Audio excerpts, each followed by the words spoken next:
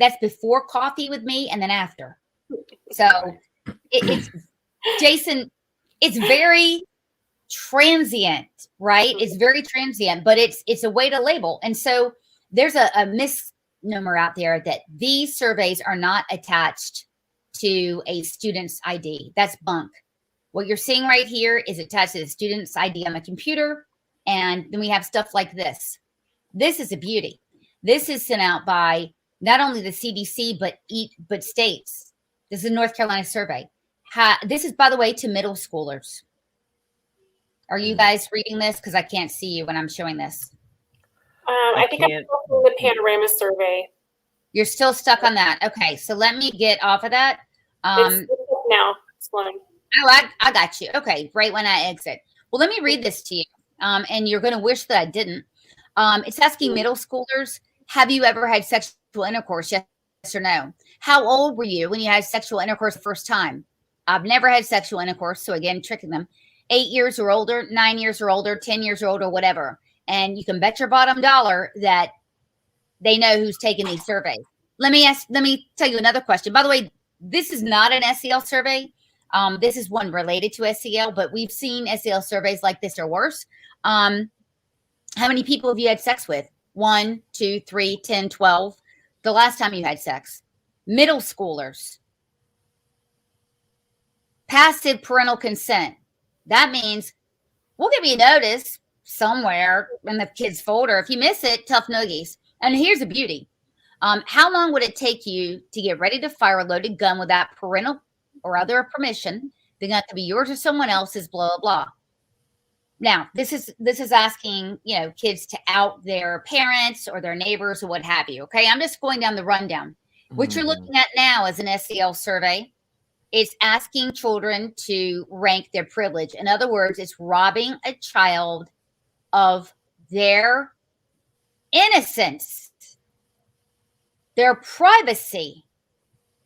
This is an SEL exercise done in at least 3 counties in North Carolina. I do or do not have privilege based on my color, my sexuality, my gender, my privilege, my physical ability. This is an SEL exercise. Let me show you another one. And I think it's important that we get through these exercises so that you see the rest of our show. It ain't hyperbole. This is in Johnston County, North Carolina, fairly rural place. What's your gender? What's your age? LBGTQ means pertaining collectively to people, blah, blah, blah. How many people do you know part of the LGBT community? What are your thoughts on that? And I guarantee you get caught as a teenager answering the wrong questions, and you really will be depressed because being canceled as an adult is bad. Being canceled as a teenager, demonstrably worse. Here's another question. On average, how many hours a day am I alone? Again, giving social services a potential reason to come in and sweep down on children. So let me show you an exercise, a classroom exercise, because this is going to be important to the discussion. A typical one, we've seen this, I don't know how many times in North Carolina, even across the country. This is to kindergartners in Moore County. Okay. And I bring up these counties because in North Carolina, kind of conservative county, relatively speaking, socially. Gender identity, your womanness, your manness, gender expression, femininity, masculinity. This is kindergartners, guys. Sexually attracted to women, feminine, female people, men, masculine, crazy. Here is another exercise from an SEL class. Okay. By the way, this is fairly typical. This is a classroom exercise for middle schoolers in Orange County, North Carolina, meant to be a class discussion. What are the questions I have about my face, hair, chest, and body? Questions I have about growing up. Check all that apply. Why does everyone change the same way? When is it okay to kiss someone? You get the drift. Okay, up at the top here. Do I have to diet? Is it okay to be excited about growing up? What if I don't like my legs, breasts, or lips? Can you imagine? Here's another one. Here's another tactic. This is about robbing a child of innocence and manipulating the hell out of them to get them to self-disclose. About my friends. My best friend's name is Sally. My best friend thinks that I am whatever. In other words, do you see the manipulation? This is, what would your best friend disclose about you? Something my friend does or says that worries me. Another disclosure. So now we can have a more full, I believe, conversation about what social emotional learning actually is. Jason, do people lie about social emotional learning at the state level? Do superintendents lie and say, it's cool, man? You know, I don't know if they're doing it to lie. I think there's just so much confusion around SEL, and I do believe that at the grander level that confusion is intentional. But just the other day, I was listening to Castle's new CEO, Dr. Samuel and Tim Shriver speak, and even around minute 12, Dr. Samuel said we need to clarify what SEL is. So even Castle now is, because the definition that you have, that's what SEL was prior to December of 2020, when it changed to transformative SEL. Let's put that up there. You're exactly right. Let's go ahead and put up, and this transformative SEL, by the way, this is what is on, was on the DPI's website until we drew attention to it and they removed it. So what I think, and what I've been saying, I was an SEL specialist from 2014 to 2021 in one of the original Castle Collaborative districts. So I saw what it started out as, and then I also saw it start to evolve around 2017, 2018. And I was constantly saying, we really need to examine our approach. And that goes back to something that Tim Shriver said around minute 2036. I want to quote because he's on point. And this is Tim with Castle. He said, when things get a little distracting and politics start to steal away ideas that are used for political advantage, we have to go back to grounding ourselves. So I'm hoping that Castle, and they're starting to become aware of the criticism, I'm hoping that they will look at their tools and look at their approach and the materials and the items that you're pointing out. Notice that those items are part of the new ideology in which the individual is broken down. So the philosophy, the approach that is being utilized in SEL believes that the individual is problematic. So what we need to do is break down the individual for these political goals. And the political goal ultimately is to remove autonomy. And as human beings, we are meant to be autonomous. We are wired to be autonomous, to pursue our own well-being in ways that are meaningful to us.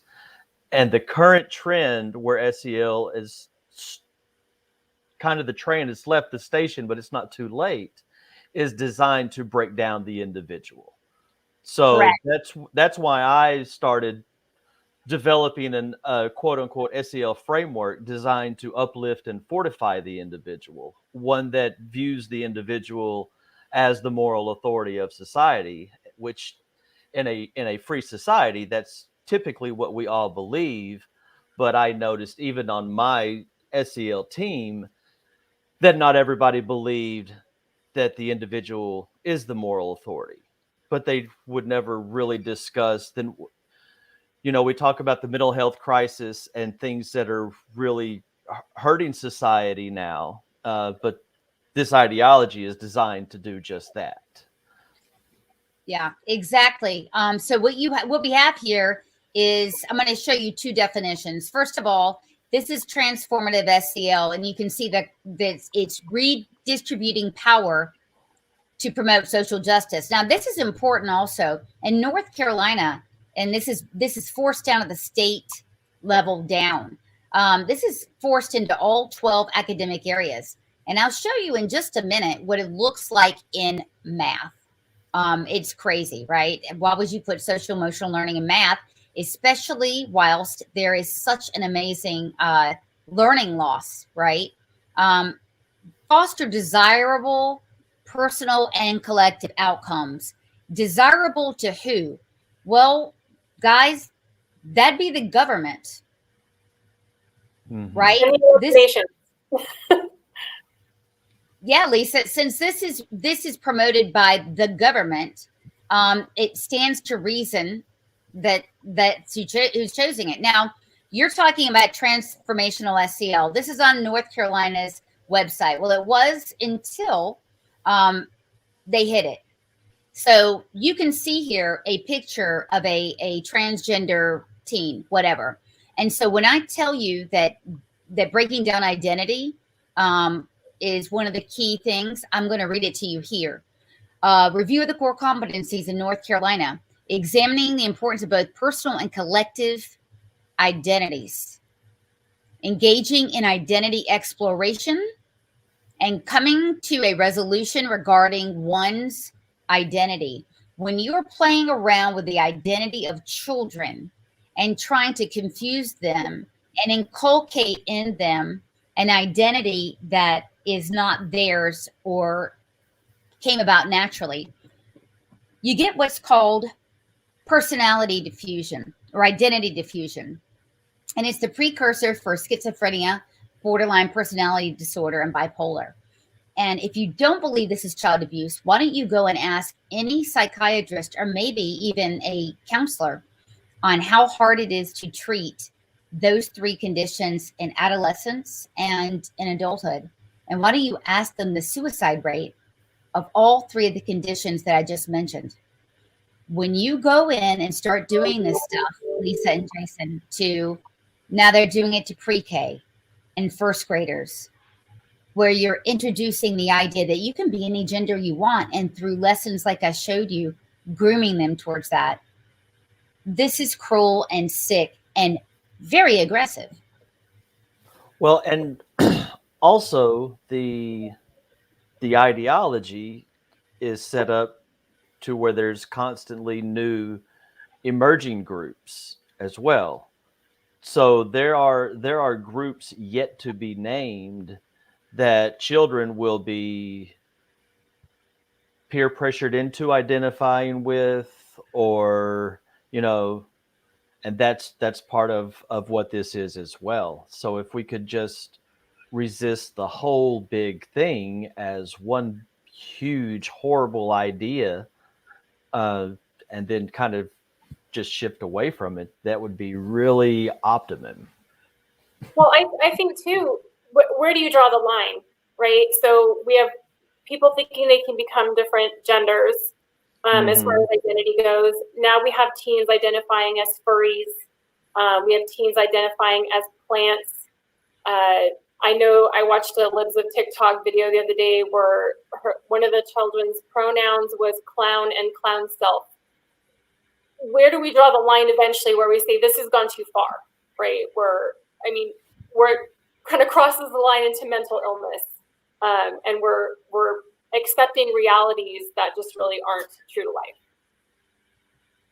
Right, and we're using taxpayer dollars to do that. Now, I know that that's the least of our worries. However, people without children, the fact that child abuse and human rights abuses is being committed in your name with your tax dollars, it should piss a lot of people off, no?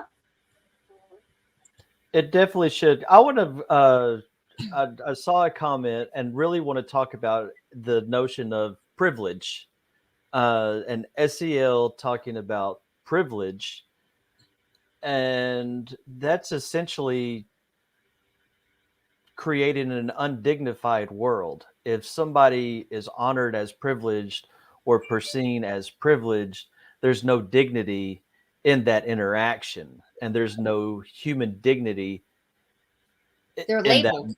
that moment. And without human dignity, there will always be harm. Whenever we can't see somebody as we see ourselves, we build the psychological systems to do that person harm.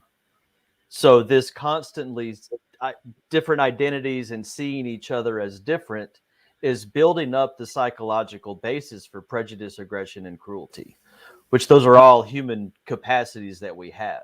So this hyper focus on others and the group is designed to fortify these groups so they'll be in battle with each other. Because no matter what identity group you are in, to some degree, you are an oppressor and you do have privilege. Every single identity group, unless you are, Right. I guess, half Black, half Indigenous, trans, but if you put all those things, if you put all those things together, you come up with a combination that's impossible. But Like, you make I don't think you can be trans, gay, and non-binary. right. You're talking about intersectionality, and you make a good point, because one of the sheets that you looked at, an SEL exercise, by the way, that was in Charlotte from a homeroom class. I don't know what the heck that's about, but it asked children to stigmatize themselves based on privilege. And that's what it is. These labels, I mean, Saul Alinsky used labels for control. Labels are always used for control. How many times have you heard book burner, racist, white supremacist in doing this work? The labels, by the way, and if you ever hear that, parents, you never dignify that with a response. If you hear that, say, no, the issue is blah, blah, blah, blah. Don't ever address that. But we know that. Seventh graders don't know that, and they're in front of their peers, and their teachers are doing this, Jason. Yeah.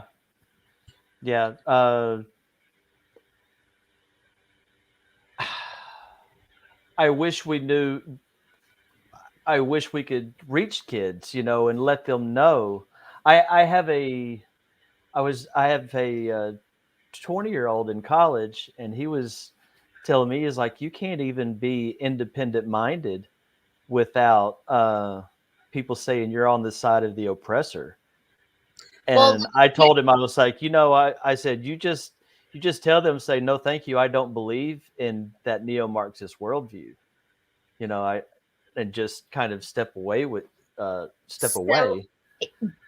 What you just said is exactly what they're doing. Again, this came off of the North Carolina DPI website until we exposed it. And by the way, we're not the Lone Ranger here. We're finding this everywhere. And I'm going to tell you this too. In Indiana, I believe they're writing an anti-SEL bill, and in Oklahoma, I know they are. But get rid of the surveys, you guys. It's as simple as that. You get rid of the surveys, you get rid of this crap. So what you just said is important. Here is what they're doing in every class to every student to make sure that they're responsibly making decisions. Number one, considering the diversity, salience, and climate, whatever the hell that is. Number two, assessing the impact of beliefs and biases. Because if you've got the wrong think now, you're going to have to assess the impact. Pursuing inclusive, mutually beneficial solutions. To who? To the government? To a teacher that they just pulled off the street, as often they have to do now because of these teacher shortages? And reflecting on the broader ethical consequences of one's decisions for intragroup and intra and intergroup institutional relations. This is Marxist. This is insanity.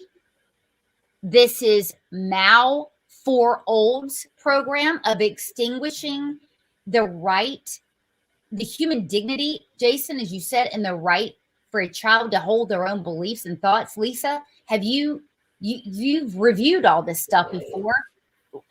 Are they doing the same bilge in Utah? Oh, absolutely. Like I said earlier, I was meeting with legislators trying